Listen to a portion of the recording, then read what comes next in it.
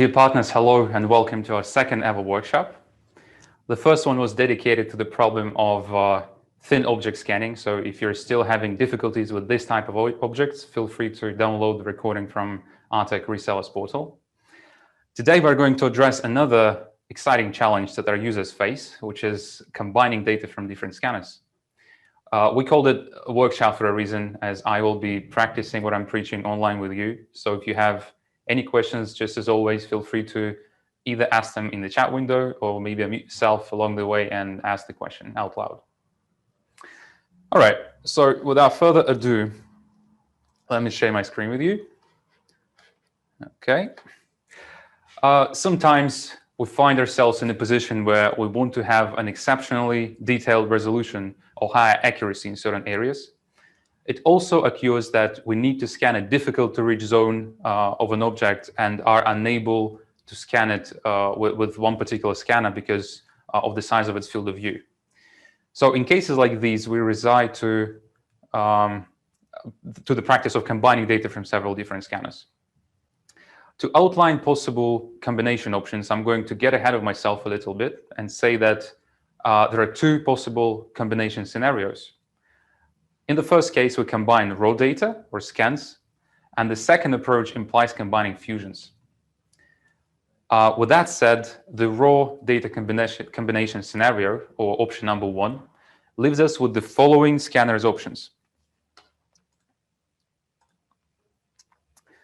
Okay, so as you can see, raw data from our handheld scanners can be combined without any limitations whatsoever.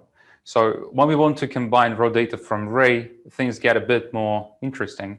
To combine anything with the data from our long-range laser scanner, scans made with Ray need to be either triangulated or fused first. This limitation is attributed to the different format of data that Ray generates. And once we've done that, raw scans from LEO, EVA, or Space Sparta can be aligned, registered, and fused together with Ray's triangulation or fusion. You might be wondering why we left out our precision front-runner micro. The thing is, with regard to combining data from micro, it is no different from any of our handheld scanners. So technically, you can combine it with anything, but we cannot really think of a scenario where such combination would make sense. Now, if we are talking about the second scenario that revolves around combining fusions, we don't have any limitations whatsoever. So any fusion or triangulation can be fused with another fusion. Behind the apparent simplicity, processing of combined project has got some tricks that you need to be aware of. And today, hopefully, we'll cover all of them. We'll go over some of them, at least one by one. Now, before we move on to practice, it's time to introduce the combining workflow number one, but also the main star of the show, which is that lovely crankshaft. So this is a part of a large vehicle. As you can tell, it's about 1 meter long, and we scanned the whole thing with the Leo HD, obviously. But then we focused on the top part right here, and we scanned it with the Space Sparta because we want to have some additional resolution and accuracy in that area. Okay, so now let me share my screen back with you, and let's go over the first workflow, or the first combination scenario, which revolves around combining raw data or scans. At the very first step, we just scan the object using EVA or LEO scanner as much as necessary for our particular purpose, and then we scan parts of the object requiring additional resolution and accuracy with the Space Sparta. At the second step, we separately process just the LEO or EVA data. We make sure that the LEO or EVA preset is selected in Artec Studio and process the data in a regular fashion, but stop before making the fusion. The third step is pretty similar. We do the same for the Space Sparta data set. So we process just the Space Sparta data. We make sure that the Space Sparta preset is selected. We process the data in a regular way up until the fusion stage. All right, the fourth step is extremely important in this case. We need to lock the process Space Sparta scans through the use of the lock registration feature. Having done that, we will switch preset back to EVA or LEO and align both datasets together. So we're going to align EVA or LEO dataset with the Space Sparta dataset. The sixth step is to perform global registration of the EVA or LEO scans with the locked spacebar scans. After that, we're going to have to use eraser to remove the high-resolution surface area from the LEO or EVA scans. So this is necessary for obtaining additional resolution or accuracy in the selected areas. And last step, obviously, we need to fuse the combined data from both scanners together. Okay, now let me switch to Artec Studio, and we're going to go over every single step right here, right now. So let's start with the spacebar data set. I'm going to select the spacebar data set. The first thing I want to make sure is that I'm using the right preset. So obviously I'm going to have to select, the spider preset and align my scans, because it took me 4 scans to capture that area in high details.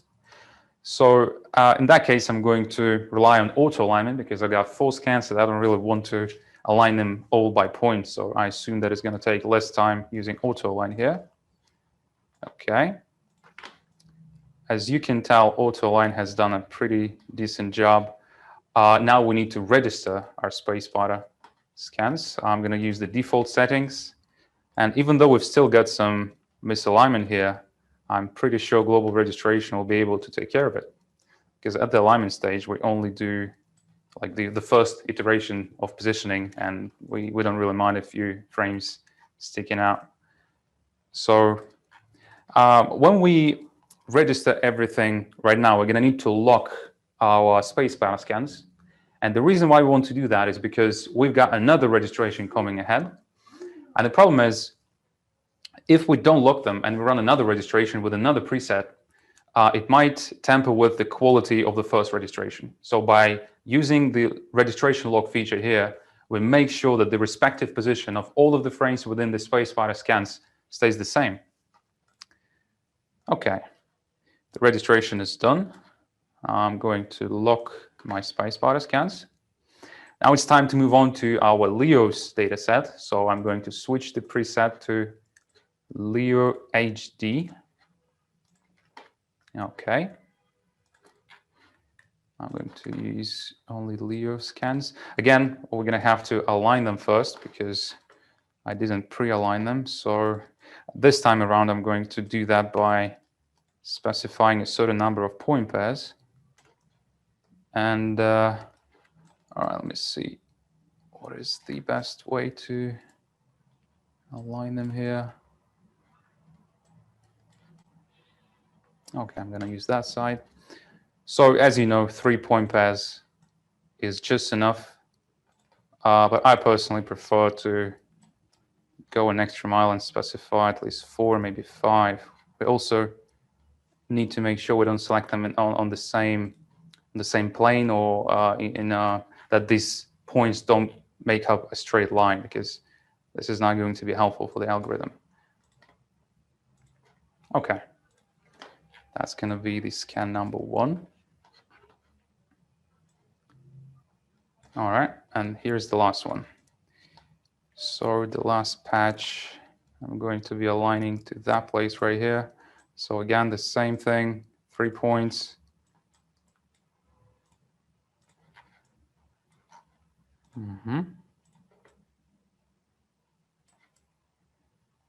Okay, and another one right here. Nice.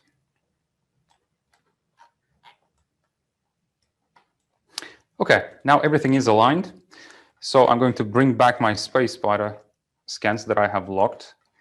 Again, the preset that we're using right now is Leo HD, and we need to keep this preset for that last global registration. But before we register everything, we need to align it together. So again, I'm going to get back to the alignment tab. I'm going to align my spacebar data set to the Leo data set. Again, about 3 points will do.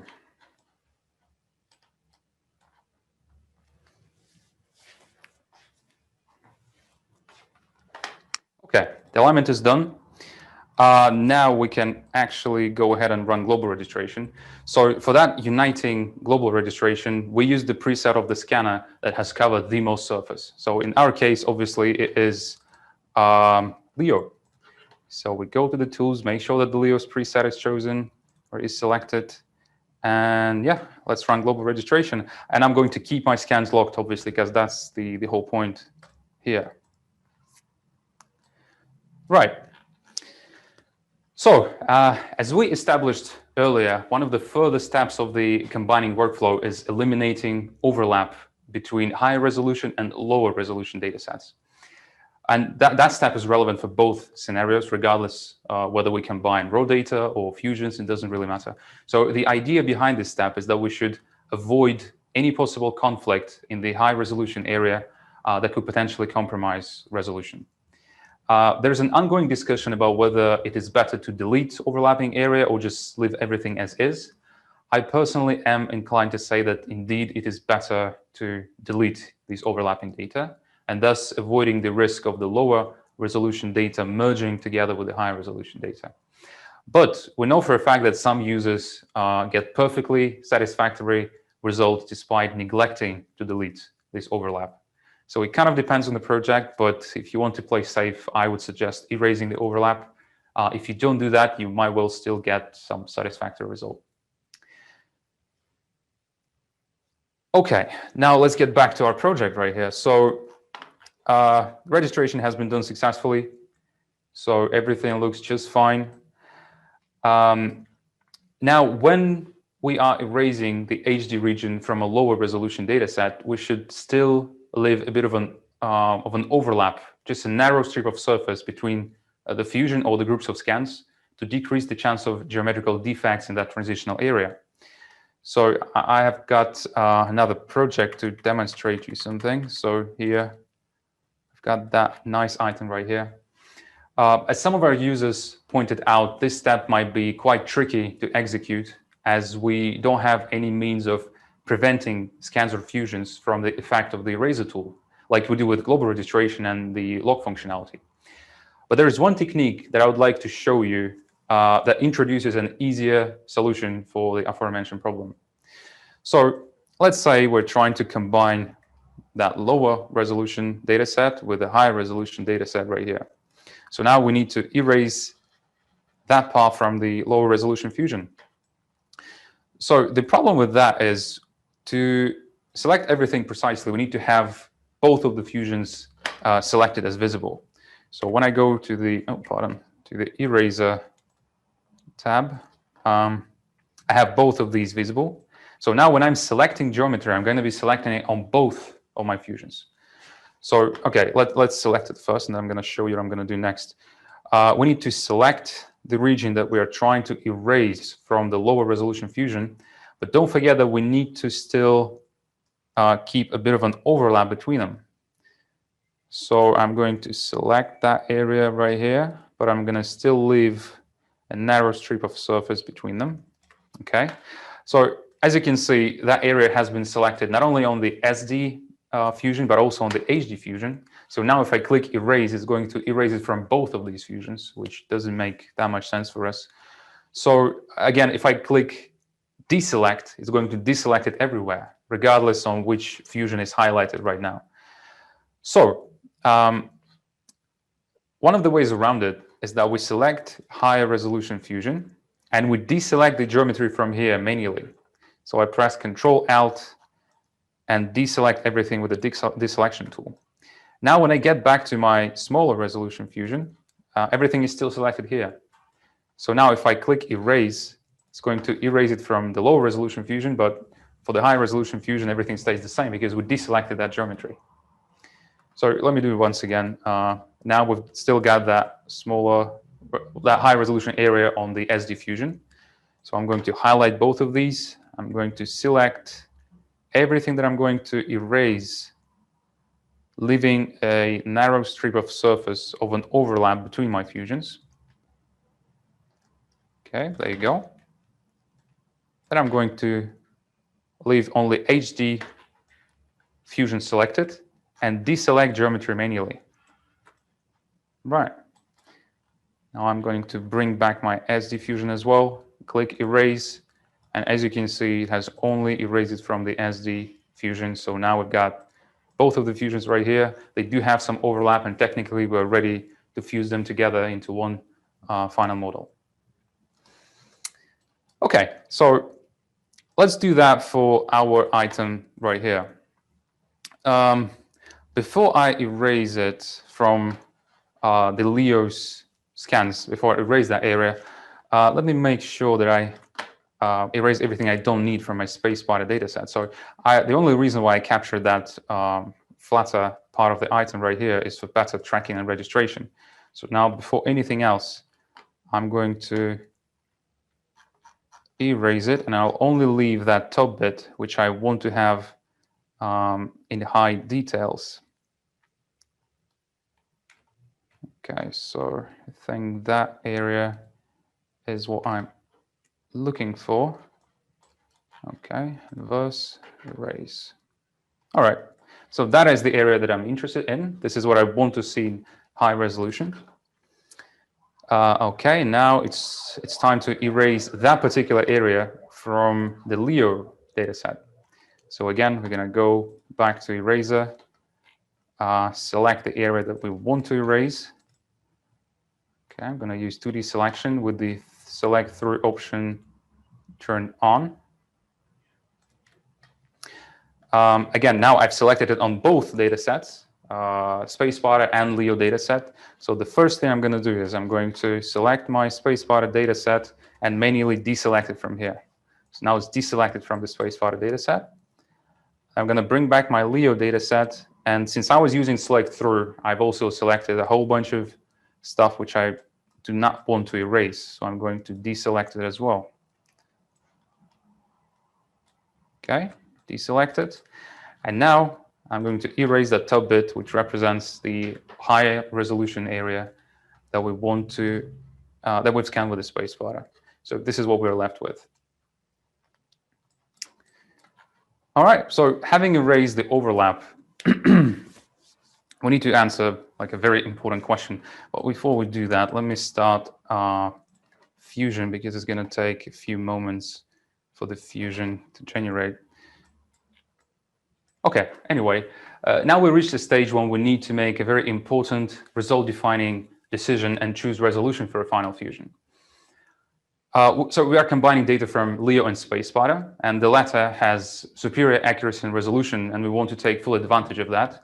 But at the same time, we should acknowledge the fact that the majority of the surface was captured with Leo, and we cannot use Spider's resolution for that area. If we still decide to do that, though, we will almost certainly get artifacts such as artificial wavy pattern, the infamous orange peel effect, or holes across the entire part. Unfortunately, there is no one-size-fits-all kind of solution here, so we cannot recommend you one or multiple numbers, resolution numbers, that will be suitable for every single combined project. But there is a solid rule that you could follow. So the rule goes as follows. If you follow it, you will be able to get the best resolution and avoid artifacts. So the rule is look at the max error numbers for both scanners datasets and decide what resolution you would use if you were to fuse these datasets separately. Then calculate the middle resolution and apply it for your combined fusion. You won't necessarily get the best possible result with your first fusion, but it's going to be a great starting point. So if that fusion with the middle resolution looks great and there are no apparent artifacts, you should create another fusion and go one step higher with your resolution. In cases when you spot artifacts, do exactly the opposite and go one step lower. So that way, after 1, 2, or 3 iterations, you will identify the best possible resolution parameter for that particular project, which will always differ depending on the size of the item, scanners used, features present, or some other unique parameters. Okay, now let me show you another project which I've got ready to demonstrate what I was talking about. So check out this table right here with some items on top of it. Yeah, so we used regular EVA. It was long before the HD mode came into play. So we've covered everything with regular EVA, and then we scanned some more intricate details of the scene with the space spotter. Okay, when we started creating our fusions, this is what we got. So this is the result of EVA. So this is what we can get if we scan the whole thing with EVA. As you can tell, the intricate details are not visible right here. But then we start combining our data. So that area was captured with a space spotter as well. So now, if we combine our space spotter fusion with the EVA fusion and use space spotter resolution, which is 0.2 in this case, this is what we get. So even though the intricate details of the item looks great, so space spotter data looks amazing, but if you pay closer attention to the data from EVA, you can clearly see some artifacts. So now we've got those waves appearing on the EVA fusion, which is not good in that case. So following the rule, we need to go a couple of steps lower with that resolution. So we refused it with 0.4 resolution, and this is the result. So although we've lost some of the details, that parasitic pattern, wavy pattern is still present. So again, this is not the optimal resolution in that case either. Okay, now we fuse it again with 0.6 resolution. So now the geometrical pattern of the table looks more natural, no artifacts present. And the previous fusion was 0.4, this one is 0.6. So obviously we can go ahead and try 0.5 because it's somewhere in between. So the last fusion is 0.5. Nothing has changed with regard to the artifacts on the EVA dataset, but we can still see a bit more details than we did on the 0.6 fusion. So 0.5 resolution is the optimal number for that particular project because we don't get any artifacts, and at the same time, we still get some, well, a pretty good boost of resolution for the intricate area that we've captured with the space spotter.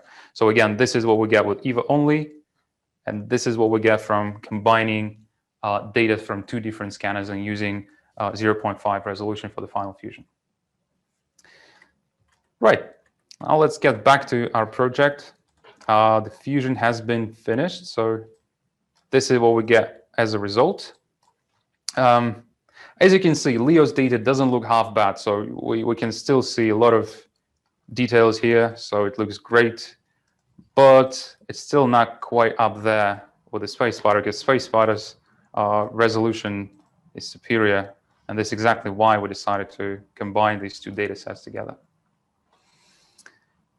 Also, since I've touched on the artifacts, let me show you one more thing. This is the model that I'll introduce to you a bit later, but if you spot those holes on the Ray's data set, because that whole thing was scanned with the Ray, and a certain part of it was scanned with the Leo. And then we combine these two data sets together, and we fuse it with a resolution which was irrelevant to the Ray's data set. So it was too high for the Ray's data set. And this is why we've got all of these holes appearing here. It's just one of the ways the bad choice of resolution can mess up your project. So please be careful with that. Right. Now I'm going to export that model right here, and then I'm going to import it to the second project, which will be processing of the same item, but with a different scenario. And then we'll be able to compare the two fusions against each other. And we'll also add the Leo fusion and compare these three against each other. So now that we know what we can expect from the first scenario when we combine scans, let's move on to the second scenario. Please welcome scenario number 2. The first step stays the same. We collect our data, we scan the object using either a Leo scanner as much as necessary for that particular project, and then we scan parts of the object requiring additional resolution or accuracy with the space spotter. At the second step, we separately process just the Leo or EVA data. Again, we need to make sure that the right preset is selected. And we process everything in a conventional way up until we get an unsimplified fusion. Step number 3 is do exactly the same thing for the space spotter data. So we need to get the unsimplified fusion And again, please pay attention to the preset that is selected because it's crucially important. At the next step, we need to switch the preset to Evo or Leo. Well, because here Evo Leo has covered the most surface, and we need to align these two fusions together. Step number 5, global registration. So even though we operate with fusions, we still need to align them against each other tightly with global registration. Step number 6, you're already familiar with. So we need to remove high resolution surface area from EVA or Leo fusion, right? So that we don't merge these two data sets together to avoid some artifacts and some interference of the smaller resolution area with the high resolution area. Step number 7, we fuse these two fusions together. Okay, let's do all that with the same project. So again, the first step is collect our data. We've got everything right here in front of us. Then we switch the preset to spacefighter. So let's say I'm going to start with spacefighter, not the EVA or Leo in that case. So I'm going to go to tools, switch it back to spider, align my scans, run registration, and run fusion. So I did a bit of a pre-processing here, as you can see, just to save up some time. So I've done alignment, done registration, and here is the fusion that we've got as a result. So this is the spacefighter fusion. The resolution was 0.3. Then we're switching to Leo. So we need to go to the tools panel and switch the preset to Leo HD. Leo HD, there you go. And then we do exactly the same thing for the Leo dataset. So we align the scans, we run registration, and we run fusion for them. So this is the fusion of Leo. Okay, so now we operate with these two fusions. The next step of processing is to align them together. So we're going to go ahead and align these two fusions just like we did with the raw data sets. It is no different, still 3-point pairs. Well, at least that's like the bare minimum. If we specify 4, it will never hurt. So here's the 4th point pair, align.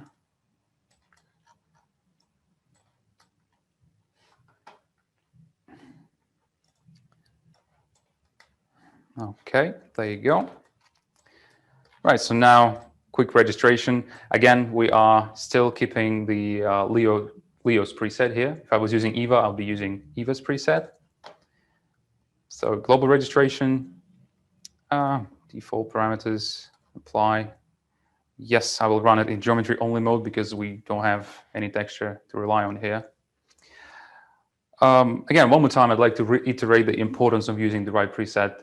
Probably sound like a broken record, but the thing is, presets control a whole bunch of internal parameters which we otherwise do not have any control of. So we can control keyframe ratio, feature search distance, but there is also a large number of other parameters that play a great role in almost every single algorithm, which means we need to make sure that we use the right preset. Otherwise, the results that we're getting can be quite unpredictable.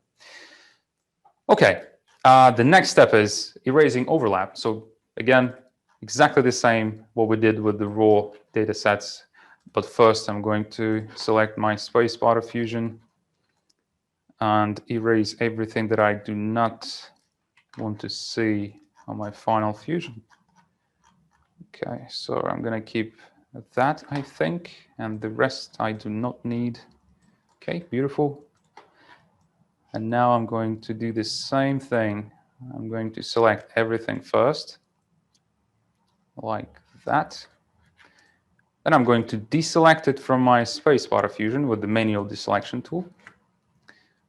Okay, then I'm going to deselect everything which I falsely selected because I used select through option. There you go. Okay, and now I'm ready to erase it. So 2 fusions. The high resolution area is erased from the Leo fusion, but clearly there is overlap between them. So this is exactly what we are looking for here. Okay, so now it's time for the last step, and the last step obviously is fusion. I'm going to go ahead and use the same resolution. So for my Leo data set here, I would use 0.5. For my spacefighter, I would use 0.3, which means I'll meet somewhere in the middle and fuse it together with 0.4 resolution. And I use the same resolution for the previous scenario as well, so 0.4. Now, while we're doing it, while we're fusing everything together, you might be wondering how you choose between the scenarios, because we've got two, and obviously there is some difference between them. So while both of these scenarios get the job done, you should be careful with the choice between the two. Each of them has their pros and cons. Fusing raw data is clearly a more natural way of combining data. So that method is unlikely to disappoint you with any artifacts or anything like this. Another important advantage of the first method is that it doesn't require any further editing, because there is no visible border between the regular and the HD areas that need to be smoothed out. Okay, however, as you will see later, combining fusions allows you to get superior resolution in the HD areas at times. So if that is your main concern and you don't mind using smoothing brush to iron out some of the surface inconsistencies in that transitioning area, you should employ the workflow number 2. Please note that the second method, when we combine fusions, is more prone to generate artifacts. So when I say that you might get better resolution with the second method, what I actually imply is you will be able to get higher with your resolution for your final fusion, right? And that way you will ensure better resolution of that intricate area. Okay, let's get back to the model right here. So we've got it. This is what it looks like. The combined fusion, the resolution 0.4, still looks great. The thread is still here. So all the fine details that we were trying to preserve are present right here. Okay, now let's actually go ahead and compare them with what we got previously. So here's the Leo plus Spacefighter 0.4 fusion. So the fusion that we got with the first scenario. And then we're going to load up the Leo fusion only that we fused with the resolution of 0.5. Okay, 0.5, there you go. So first off, there will be a massive difference between the Leo only fusion and any of these two fusions. It will be quite clear. But the million-dollar question is, do we get any difference between the scenarios? So first of all, this is what we would get if we did not use data from Spacefighter. Again, it doesn't look half bad unless you've seen what Spacefighter has to offer. So this is what we got with combining two fusions. And this is the result of combining raw data. So if we sort of switch between these two, we cannot really tell the difference in this case. Well, the first fusion might be just ever so slightly sharper, but again, they are pretty much identical. So in that case, you could get away with using either of the scenarios and you would still get a great result. All right, now as we have established the combining workflow, let's go one step further and add Ray into the equation. Combining data from Ray with other 3D scanners may be of great advantage in cases like when the object has a number of hard-to-reach areas that cannot be accessed with the Ray scanner alone. When the object is easier to scan with the Artec Leo, but higher accuracy is required. And also when selective, high-resolution areas need to be added to a Ray scan of a larger area which was originally captured at a lower resolution. Generally, our approach to combining data stays the same. We still have the same two options. We can either combine raw data, keeping in mind that Ray's point cloud need to be triangulated first, or we combine fusions. But given an extremely broad spectrum of possible scanning distances and a consequent fluctuation of accuracy and resolution, we will need to adjust our combining workflows a little bit. When scanning distance is shorter than 15 meters and ray is combined with EVA or LEO, we need to take into account superiority of ray's accuracy over accuracy of the handheld scanners. But at the same time, when scanning distance is over 20 meters, or we combine ray with space spider, then the handheld scanners are expected to outperform ray with regard to accuracy. For us, it means that in the first case, we should use ray's data as the backbone of the project and always register EVA's or LEO's datasets together with ray's triangulation or fusion. But in cases when we combine ray with space spider or scan at over 20-meter distance, we do exactly the opposite. We run registration for the handheld scanners datasets separately from ray's triangulation. Now let's put that scenario into practice and combine a part of a large machine scanned with ray and scans of more intricate areas made with LEO. And that is the machine that I'm talking about. As you can tell, it is absolutely massive. If I'm not mistaken, it's a part of old mining equipment. The whole thing was scanned with the ray, and then we added a certain part of it that we scanned with the LEO. So now let me go ahead and show you the project right here. So it's only a part of the scene, but yeah, let's say we scan the whole thing with the ray. And then we need to attach a certain part of the same machine that we've scanned with the LEO to our ray's data set. And this is the LEO's data set right here. All right, there you go. Okay, so the very first step of the workflow here is to process our ray's data, because we need to get that triangulation and fusion, because otherwise there is no way to combine it with anything. So we choose the preset, obviously. Then we align our ray's data sets, our ray scans, pardon, and we run registration. Having done that, we create either triangulation if we had only one scan, or fusion if we had multiple. In that case, I've already done that. I had to do some pre-processing, just because otherwise it would take us way too long to do everything online. So there you go. This is the fusion of the ray's data right here. The resolution is 5.0. It's a pretty default resolution, nothing fancy here. Okay, then we switch the preset to EVA or LEO, depending on which scanner was used. In our case, it was LEO. We align our LEO scans. Here we had two. We run registration for them. So again, here I've already done that. I pre-registered it. And then we need to lock it, because there is another registration coming. So as you can see, my scans have been locked already.